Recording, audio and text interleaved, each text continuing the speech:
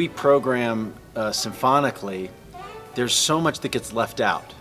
But in this concert, we were able to basically bring together the two worlds of popular music and symphonic music and dance music and serious music, and really show that it's all one. Like, all music is just simply music.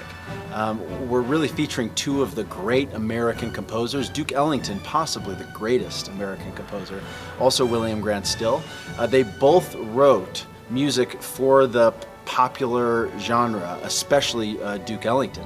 Duke Ellington essentially single-handedly created the popular American musical genre. And in the 1940s, he decided he wanted to basically tell the life story of the African American experience. And that's when he got this idea for Black, Brown, and Beige. And it was premiered in Carnegie Hall in 1943 with his jazz band, and a few years later it was arranged for orchestra. And it is such an incredible, exhilarating experience just to be able to take the orchestra, which is used to playing, a standard sonata form, exposition, development, recapitulation, and to turn it into a swing band, into a jazz band. For this concert, we're going to be able to bring in students from Denver School of the Arts. These, I would call them kids, they're students, they're young adults, have a very deep knowledge of jazz history, jazz theory, and performance as well. One of the cool things about this concert that we're doing is that it kind of spans time in a way where we are introducing symphonic and jazz music where they meet, right? Up until the point that Ellington wrote Black, Brown, and Beige, most of his music was considered quote-unquote dance music. That's how he started his entire career, was writing music for dances. It wasn't until his mid-career that he branched out and started writing some of this symphonic works, Three Black Kings, Black, Brown, and Beige.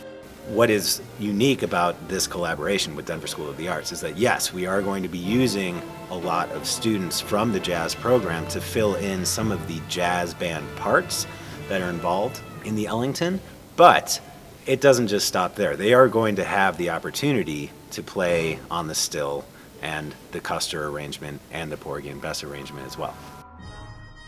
William Grant Still, as a black composer, he was not taken seriously in the conservatories and in the classical musical idiom, so he actually made his living doing show tunes, doing arrangement, doing films and musicals, and he made some arrangements for W.C. Handy, for instance.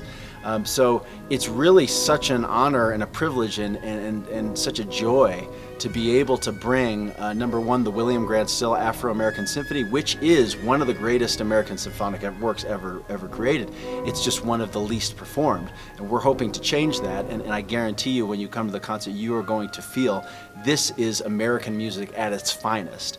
His ancestors were plantation slaves, and for him to bring all these elements of music in the 1800s to fruition and create a standard classical symphony is really extraordinary, and we're having a great time with it. You're going to feel like you want to dance and move and swing like you never have before at a symphony orchestra concert.